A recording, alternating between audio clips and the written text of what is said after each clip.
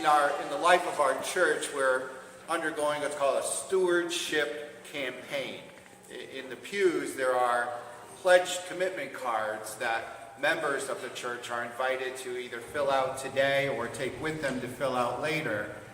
But I wanted to talk briefly about stewardship and what that really means and what the church really is asking, not just me as a pastor, but really the whole body of the church is looking for an increase. And you would automatically say money, and that's part of it, but really for me an increase in presence, an increase in ministry, an increase in our participation in the ministries of the church. And today and next week and the following, we'll be talking exactly what those ministries are and where you are needed. In fact, at the end, Barbara Chikaretis is going to talk about where help is needed at our holiday fair, things like that. But the two readings that the church gave us today focus in on two widows. And in Bible times, becoming a widow was, for all intent and purpose, a death sentence. If you did not have an adult son or any relatives and you were all alone, a widow had no source of income. There were no welfare programs. There was nothing. And that's why the prophets of old would always shout to take care of the widow and the orphan. They were overly focused on them, for they were the most vulnerable in all the population of ancient Israel. They were the least, and they were the most threatened. And here, the widow of Zarephath, who's living in a land crippled by drought and by famine, who has one son, and all she has left, as you heard Jack read the reading, is a handful of meal, a little bit of oil, a little bit of water, to make literally their last meal. They're at the bottom. They're finished. After this meal, they would reconcile themselves to the fact that they would soon die. They're reduced to absolute desperation.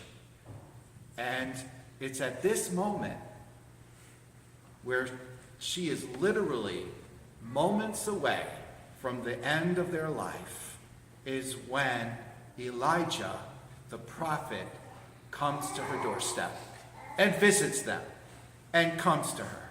It's an important biblical truth that the divine, that God often comes to our lives at our greatest time of need.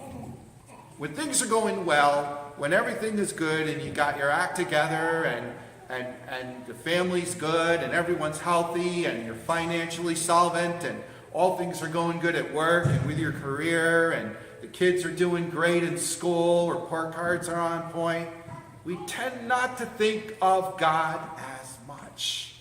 We tend not to rely on him as much. But when life throws a curveball at you, when life threatens to saw you off at the knees, much like what happened to Jennifer Mancini on Friday night, when life comes at you like a tidal wave, God rides in. God rides in. And when I walked into the hospital room and I saw Jennifer there waiting for the procedure to happen, she said to me, "I can't talk to you." She put her hand up. I didn't take that personal. I didn't know if she was mad at God. I didn't know if she didn't want to see a clergy person at that time. So all I said was, "Can I pray?" And she said, "Please, please." She didn't want small talk. She didn't want a conversation. She wanted prayer. And all I could think of was Psalm 91. If you're ever having a bad day, read Psalm 91, by the way. That calms you right down. So we just read that very slowly. But God came to her bedside. The divine came. And now, with nothing left in her life for her son, Elijah the prophet comes and asks her for Water. Can I have water? She doesn't have it. It's like Jesus and the Samaritan woman asked her the same thing. Can you please give me something to drink? So here is the most fundamental truth in the spiritual life. Not in your everyday life, but in your spiritual life. Here is a fact. Here is the truth. Abundance comes from a willing gift. Abundance comes from your willing gifts. Here, this woman is a triple outcast. She's a woman, she's a Samaritan, and she's been married 5 times. So she's completely outcast. She's a pariah. And she comes to the water at noontime, so she doesn't have to see anybody else, because no one wants to deal with her. And both these women, the widow and the woman at the well, are asked the same thing. They both got nothing. They both are empty. They're both poor and bereft. And what are they asked for? They are asked to give. Well, don't they need to receive something? Don't you expect that they're supposed to be rescued and given something, bailed out, if you will? Aren't they supposed to be given something? And then Elijah the prophet goes and makes matters worse. Because after he asked for a drink, he asked her to bake him a cake. Can you make me a cake to eat? And if you're the reader, you're thinking, what doesn't he get? This is their last meal, and you're asking her for it. You're asking her to give the last. At the very bottom of her life, when she has absolutely nothing, she is invited to give and to give and to give. So here's the truth of our spiritual life. This is what draws us near to God. The fact of the matter is, when you're linked to God, as Lucy and Atlas now are, when you are linked and grafted into God's life, God who is nothing but giving, then you can give and give and give and never run out. That's it. That's the whole Bible. When you're joined to God, God who is giving, you can give and never, ever run out. Listen to Jesus' language to the woman at the well. He says to her, it will become water bubbling up in you all the way to eternal life. And the flip side is this. When I cling to substitutes for God, whether it's finances or power or good times, pleasure, honor, recognition, a good reputation, when I cling to that stuff, I can hoard it all I want, but I'll never have enough. I'll never have enough. You know people who make millions and billions, and yet it's never enough. Have you noticed that? Because that's a spiritual truth. If you hoard on to those things, you'll always come up empty or feeling empty, no matter how many zeros are in your bank account. No matter how big it is, you'll never have enough. It's an endless cycle when I cling to things that are substituting God. And what this woman learned by giving, by participating in God's life, her jar of flour would never ever go empty. Her jar of oil would never run dry. And she and her son could eat because they've given everything away. They've given everything away. Being filled with God is the same as being filled with love. And we have God by giving God away.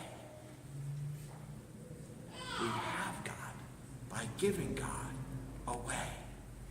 Do you want your life to increase? Give it away. Do you want more faith? Give the little faith you have away. Share it. Do you want more joy, more peace, more contentment? Do you want to be less stressed, less anxious, less uptight, less angry? Do you want to be more joyful? Well, give that little bit of joy that you do have. Give it away.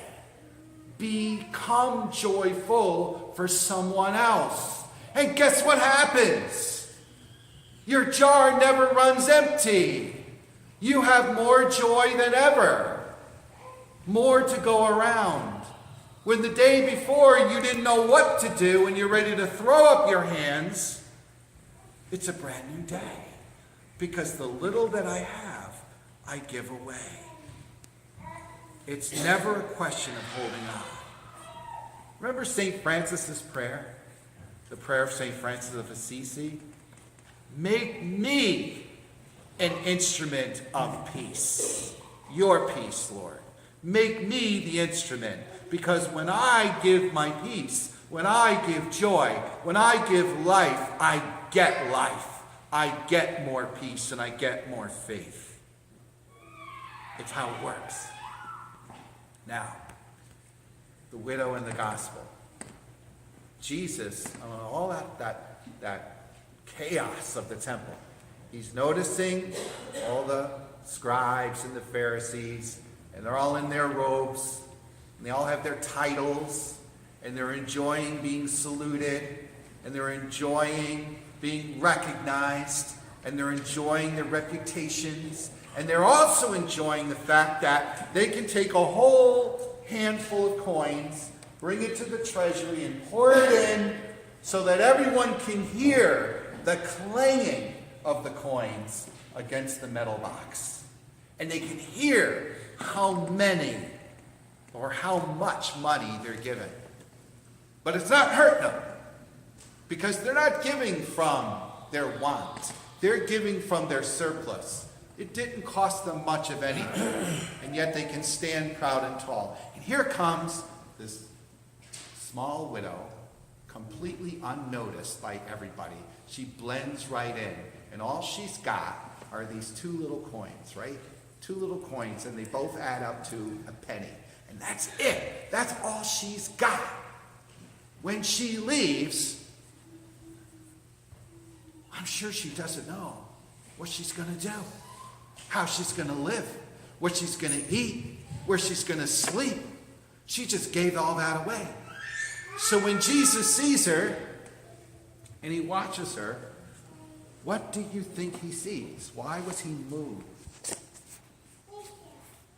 Because in just a little while, if you read the gospel, a few more chapters, that woman is him. He sees himself. He's going to give it all. He's going to give his life. Everything. Because he loves his Father. And this widow loved God so much, she knew he would be there for her. He would have her back. And she gave those 2 coins, knowing that God is my Father who loves me. And Jesus saw that. And maybe that bolstered him a little bit. Maybe that helped him because he's looking forward to that cross. And he realizes he's going to give everything. Even the garments would be stripped and gambled away. And he would die absolutely penniless, without clothes, without anything, so that you and I could have a shot at being happy. We could have a guarantee of getting in those gates, of sharing eternal life with him. And when he sees that woman, he sees himself. And he points to her and says, that's love. That's love, guys. That's love. She's giving everything so that God can love her. How could she do that?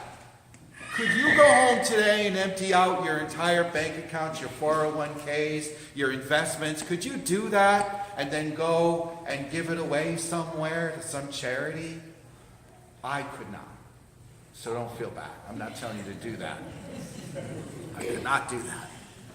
I'm not there yet. I'm on the way like you. We're on the journey to letting God love us so completely and totally that we could have that level of trust. But when I give, and I give, and I give, I get. I get all that I need. A stewardship campaign is simply that. It's looking at my church family and looking where I can give.